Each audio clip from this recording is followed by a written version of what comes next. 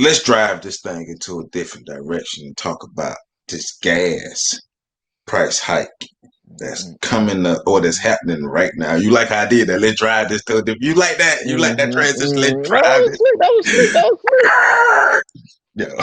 Yeah. Hey man, so it's people, Amer- Americans, y'all got to stop panicking every time something happens. You got to stop panicking. So everybody panicked and said, I need to go get gas. Mm-hmm. Not half the goddamn gas stations ain't got no more gas because y'all like, I need to go get more gas before the gas prices shoot up because some ransomware attack on US pipelines. And everybody ran to the stations and just filled them up and got all the goddamn gas and just took all the gas. Got me running around the goddamn city today trying to get gas because my ass had gas when I needed to, but shit, I had shit to do and wasn't really paying attention to my gas goddamn tank. So that's my goddamn fault, Joseph. But still, I'm riding around the goddamn city on fucking 5 miles left till I get to empty. And luckily, I found the station off Pensacola Street, but I can't get no gas. All y'all done took gas. Like the price ain't gonna be up the next time you get gas. I just had to get that off my chest real quick. No, but it's real though. That's how I ended my show on Lessons from the Screen yesterday when I talked about what's happening. You know, it was kind of like, so people ran out to get gas so that they would have gas when they need gas, even though they didn't need gas at that moment. And most of those people aren't going to restrict the usage of their vehicle because they have gas, meaning that if this thing continues on, they're going to need gas next week and not have any gas because they took all of the gas this week. Huh. Thank you, Americans, for being Right. American. But this is where I be like, look, I honestly, people be like, the government keeps so many secrets. And I point to examples like this and be like, can you blame them? I wouldn't tell y'all shit after the toilet paper thing. I mean, but look, let's not act like they didn't tell us this in the movies. Let's act like we've never watched movies and you heard the people who play the government officials explain why you can't tell the mass populations certain things like this because people would panic. They say that in Men in Black. Yeah. The person is smart, people are stupid. That remember when Obama was president and they got the clip of him talking about um, the government having to think for the people because the people wasn't smart enough to think for themselves. Yeah, they're not. I mean, look, and the telltale, what makes this perfect is that America was already in a gas shortage Right. because of the driver issue, not being able to transport it, and a couple other things happening. We were already in a gas shortage, but nobody was tripping, and we was managing because nobody realized it.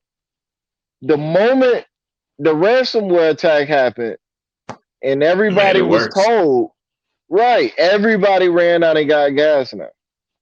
Everybody ran out and got gas. And now we legitimately don't have any gas anymore. And half of y'all don't even really need the gas like that. You just took gas from somebody that potentially is riding on fumes to take your car from 3/4 to full. I mean, but there's a way to do things, and that's why I think as societies we have to stop being so individualistic. That regular individualism, we need to get past that, and we need to be better organized as a society. I'm not even talking about a race thing. I'm just talking about as people and human beings. We need to be better organized because there was a way for everybody to get gas and there still be gas left over. Absolutely. It's called what we've been doing. Right, right. Because Go everybody get been gas needing when you gas. need gas. But the price going up doesn't mean panic and go just take all the gas. The price going up mean, all right, well, the next time I get gas, the price gonna be higher. Yeah. That's what that Look, means. society works when people are operating as if society is going to continue to work. The moment you get in your mind that society is coming to an end and start operating like society, it's a self-fulfilling prophecy. Right. That's how you end society. Man, look, I keep saying this, but going back to movies like 1984, even Snowpiercer, that's on Netflix right now. Just talking about the group mindset and how people can be um, easily conditioned to move and like an automaton and like the whole group of sheep and they all Hmm. move. Nobody's thinking; they're just moving and moving and moving and reacting. A lot of people they really believe that they're thinking for themselves, but they're really just following the trend and being the sheep who believes that you're an individual, but as the herd go, you go You go. Right, because the individual sheep is the one who's away from the herd, who the herder has to go try to wrangle back because this is the rogue sheep. right. If you're doing everything everybody else doing, you just a regular ass sheep. So let's read. Already rising ahead of the summer travel season, U.S. gas prices could soon approach $3 a gallon, depending on how long a major pipeline remains out of commission after a ransomware attack. AAA forecast gas prices could climb this week in reaction to the shutdown, the Auto Club said on Monday. And you know what? Reading that, I think another thing that made people panic is I know on Negro.com, the Tallahassee version, they were telling people that the gas could go up to $7. And I was like, seven, that don't sound right. No goddamn $7. Like we done had whole refineries blown up and wars happening, and the gas prices didn't go up to $7. But Negro.com said the price was gonna go up to $7. And so that just popped in my head. And I think that sparked a lot of panic in these streets because they're like $7. And the shit went up 10 cents initially when everybody was talking about that shit. It went up just 10 cents. You know what's crazy? Let me jump in real quick. What's crazy about that too to me is everybody's worried about hoarding gas for their car. What about gas for your house?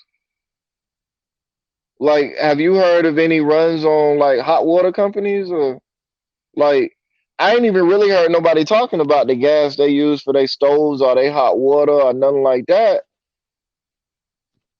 Like this pipeline delivers gasoline products across the spectrum. Nah, dog, just about the car. I guess if you can get in your car, you got So how does that affect you? um, All that gas. So how does that affect travelers if there's these gas shortages and you out there and you're on a half a tank, you got a long way to go, and you pull up to wherever station you pull up to, and they ain't got no gas. Now I what? mean, I guess you gonna siphon out of somebody else's tank because you go to somebody's yard, they got gas. Your trip is over. Let me finish reading. Prices have been edging up before the cyber attack, like Pat just said, on growing consumer demand and recent economic growth. Over the last week, the national average for a regular gallon of gas has risen 6 cents to 2.96, according to AAA. Should that trend continue, an increase of 3 more cents would bring the average to 2.99, making for the prices gas since November 2014. It said. It is very difficult to pin the exact amount prices may rise, but for now it appears to be a few cents per gallon, possibly growing more significant if the pipeline remains shut down for more than 2 or 3 days. But if people just read too, around the nation, gas prices range from a high of 14 in California to a low of 261 in Mississippi, according to AAA. As the shutdown of the country's largest oil fuel line stretched into a third day, the Colonial Pipeline Company announced a goal of sustainability resorting to operational services by the end of the week, according to the FBI. A criminal gang known as DarkSide that cultivates a Robin Hood image of stealing from corporations and giving the cut to charity in Behind Friday's Act. Now these boys wild too. While the Yeah, situation remains fluid and continues to evolve, Colonial Operations team is executing a plan that involves an incremental process that will facilitate a return to service in a phased approach, the company said. Colonial links refineries, mostly in the Gulf Coast, with markets in the southern and eastern U.S., providing refined fuel for more than 50 million Americans, roughly 45% of all fuel at the East Coast. And that's what I was about to say. The pipelines really affect us in the Southeast. So these boys, DarkSide, after they attacked, after they did their cyber attack, they was like, "Oh shoot, shit, I don't think we should have did this, Willie." Well, I don't know, Rodney. We didn't already did it. And they were like, hey, excuse me, world. I bad. See Right. what happened? What happened? What had happened? Right? You're gonna laugh when we tell you. You're gonna laugh when we tell you this. So sit down. You're gonna laugh. So what had happened? Right? Is we were just playing around. We were trying to do some criminal stuff, but not real criminal stuff. We were just trying to do some criminal stuff that happened, criminality, like, and then boom, cyber attack on the pipeline. Boom, shut stuff down. But we saw her. Don't do nothing to us. All right, bye. Like what? When I was trying to read, because me and the dude was talking about this at the gas pump today. Me and another black dude was talking about how these boys, wow, how they did their cyber attack and just like my bad, and just expect everything to be cool. Yeah, I don't see for me, I was like, yo, this is kind of wild. But then there's also some things said on their website that kind of hint at the fact that maybe it wasn't them, maybe it was one of their partners. Because they create the software and they let other people use it as long as they kick them back a cut or whatever they get. Right, So maybe somebody else used it, then tell them that they were using it, and then it was because there was some comments made on their website about them. Um, they said they're going to make sure that their company and the partners they work with do more due diligence to make sure that they don't cause any social right. issues with their targets. I saw that, So I was kind of like, all right, but yeah, but you still like that's weird as shit, bro. Like, bro. All right, so let's use an analogy for that. So that's like that's like you break it, you rob a bank, right? You rob a bank, you get away with robbing the bank initially, and then you get caught. You take like $2 million from the bank, and you get caught.